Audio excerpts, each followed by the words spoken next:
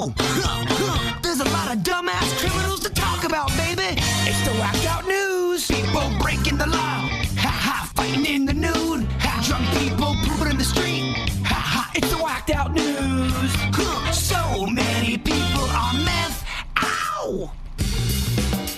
Well, we told you the story yesterday that a 30-year-old man, or a man in his 30s, died on one of the Stardust Racer coasters at Epic Universe. We now know that he's 32-year-old Kevin Rodriguez Zavala. He was found unresponsive and later pronounced dead as they took him to the hospital. Now, officials are saying the cause of death was multiple blunt impact injuries. A witness, Maria Fernandez, said Zavala appeared slumped over, bleeding with a broken leg as riders were ushered off. Now, if you can visually see that somebody broke their leg, that's pretty dramatic. Because, you know, sometimes people break their leg and it's a fracture and you can't see. Other times people break their leg and you're like, they broke their leg. So that's a difference. Was he trying to get off the ride while it was in motion, or did something strike him from the ride? It's a great question. Now, the one thing that stood out to me, a witness reports seeing metal from a seat detached and hanging off the ride. Now, I don't know if that's him getting up and causing that to happen, or if that happened and that caused him to die. So that's the cause and effect that we're trying to figure out. Was it something he put into effect that caused his death, or was it something that the ride did that caused his death? It is very important to Big the time. story. That's the whole question here. Why are they not saying? They may not know yet. And look, the one thing that I think a lot of people know, you need to get all the facts down first. You don't want to come out and start firing off things and what you think. Well, that's the best way. Yes, well, I love conjecture with no facts, like just spewing, getting mad. The handbook should be like, we're investigating. Give me a hot minute. Let me try to figure out here before I give any statement that I'm going to have to, come back later and be like, no, sorry, I was completely wrong. They've had a minute. Yeah. They've had a minute. This story broke over. You're like everybody else. We all want we want the full report, the full story, so we can get it down and move on to the next disaster. Well, I just want to know that this guy did something to cause it. If the ride caused it, sure, that is horrifying. Well, that's why they shut it down. And, that's a big thing, too, because, Epic Universe, relatively new. In May they opened up, and so this is one of the big premier rides there, the Stardust Racers coaster that they have. And so having that shut down alone is going to be bad for business, but you've got to do it until you know for sure that the ride did not cause his death, that he did something out of pocket to cause his own death. And Kevin's right. It takes time. I mean, we want the immediate results of something. Sometimes it's going to take 2 months to get an investigation. They've had 48 hours. I want to know. Right. Yeah, it doesn't. Tell me, damn it. It doesn't work that way. This hooker loves a roller coaster, and if roller coasters are now killing you while you're sitting in your seat doing nothing wrong, I need to know about it. Now, the one thing happening here is there are some prior medical incidents, and as they start to pile up, that could be problematic for the Stardust Racers coaster and for Epic Universe. The records show that there were 2 prior medical incidents on the ride in June and another at a different attraction in May. So I had a friend of mine text me yesterday or the day before when you were talking about this. Mm-hmm. He said he knows a guy that had a stroke on this ride. And I don't know if the guy was already stroking out. Maybe that's one of the incidents. Was going to stroke anyway if he was just sitting eating a sandwich. Look, I think there's 2 things here. Some of these rides, look, I went on, I tell you about the one ride I went on, I wasn't right. Mission Space. I wasn't made for that. Now, not everybody, sometimes you put your butt on a ride when you should not, and you got to hold your own health and medical conditions. You got to know that. If you're pregnant, if you've got high blood pressure, whatever, you'd be like, that's an amazing ride. That ain't for me. That's for the young and the very healthy. That's why your boy over here loves the ride Soarin'. You just kind of glide across. From 8 to 80, anybody can ride Soarin'. You got to know your limitations. That's why the only ride I get on now is called Park Bench. That's it. That's the only thing I ride, and sometimes that's too bumpy. I'm with you, man. I don't know. I aged out of wanting to go. You ride the other one too, Barstool. That's true. I have ridden that, but I've fallen off that one. I've hurt myself before. It's on me, but still. You got to be careful on that one as well. Now, if you don't know, the Stardust Racers, it's a dual launch racing coaster. It goes 62 miles an hour, 133 feet high, and it's the flagship attraction since the park opened. So having that closed down is going to be bad for biz. So we'll see what happens, but they got to do a thorough investigation to find out what caused the death of this 32-year-old on the ride. All right. Well, the clock is ticking. We want to know.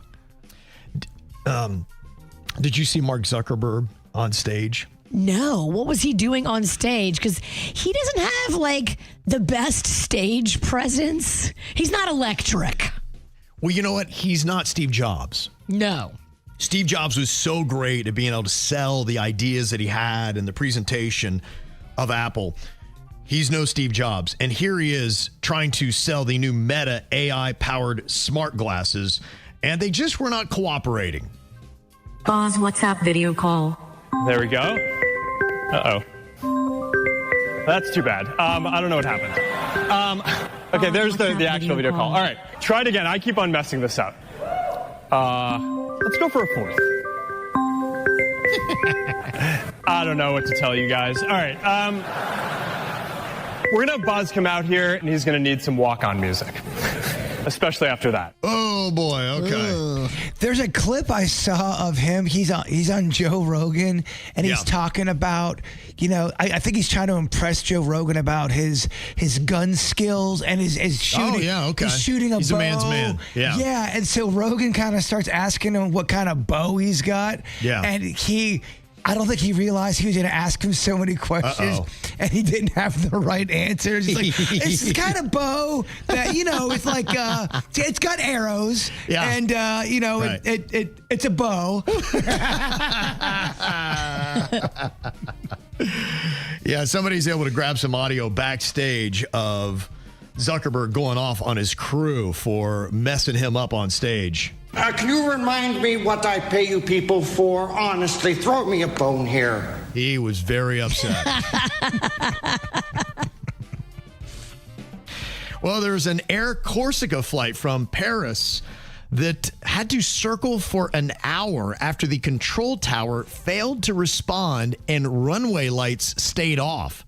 The pilot alerted airport firefighters who called the police, and after security delays, staff found the controller asleep at his desk. What? They had to wake him up, and once they did, he activated the lights and the plane was able to land safely, but whoops. He slept for an hour? Yep. And no one knew? And no one woke him up? And no one saw? He's the only cat up there? Look, this kind of spells into a lot of the problems we're hearing about air traffic control and all these kind of things. They're massively understaffed. The technology is hot garbage. They're overworking these people. He tested negative for drugs and alcohol. The guy was just exhausted and fell asleep on the job. And a plane's like, yeah, we need those runway lights. Oh, can we get those? Gosh. Hello? Yeah, I mean, it really, honestly, every time I get on a plane now, I'm thinking like, I hope everybody's awake. I hope everything works. Can I buy you guys a cup of coffee? Yeah, When you get on the plane, you just brought everybody Starbucks. Hey, pilot, do you need some smelling salts? Yeah. Well, one good way to stay awake is cocaine. It will it'll kind of keep you powered up. You don't want your pilot on that, though. It's a little much. That's true. What if you found out that the pilot was amazing, had amazing stats on cocaine?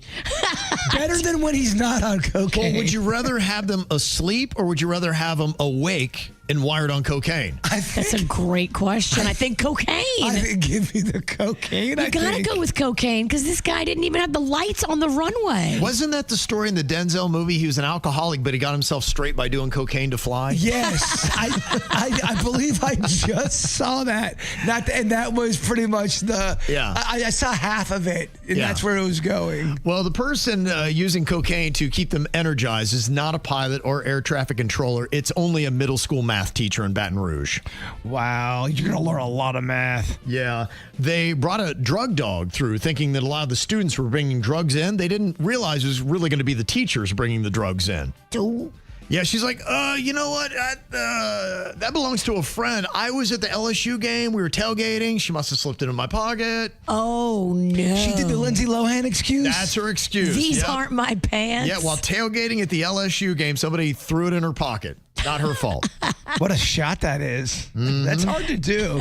Throw cocaine in a pocket. Yeah. And maybe the worst thing than just falling asleep in class is just leaving a kid on a bus. Natalie Sellers of Uniondale, New York, says her 6-year-old son, Michael, was abandoned on a school bus for nearly 30 minutes after the driver skipped his scheduled stop.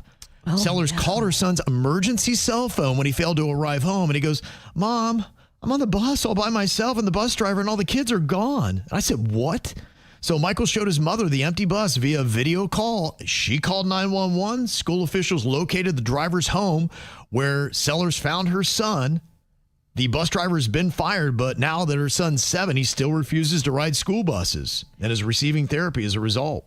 So he fell asleep in the bus, and the bus driver didn't realize he was there. Yeah, I think they his stop. I think they have a no kid left behind policy too, where you're supposed to go and check and do inventory to make sure you didn't leave a kid at home. So now on the bus, what they do, because Rocco does this each time, when you get on the bus, you scan your badge, and the computer knows, and it sends me a text message and says, "Okay, Rocco's on the bus." And then when the kids get off the bus, they have to scan their badge again. And then it sends me another message. Rocco's off the bus. I like that technology. I do too. It's good. amazing. And then that way the bus driver knows, okay, there's a kid on this bus that scanned in that didn't scan out. yeah, Go check the seats. yeah, it's definitely a tough thing, and there could be some improvements made there. I know we've heard some issues That with poor school little bus. 6-year-old I needs know. therapy now. He's all just Is a mama distraught. bear, boy, how upset would you be, and how much does it break your heart that your kid had to go through that? It does break your heart. Yeah.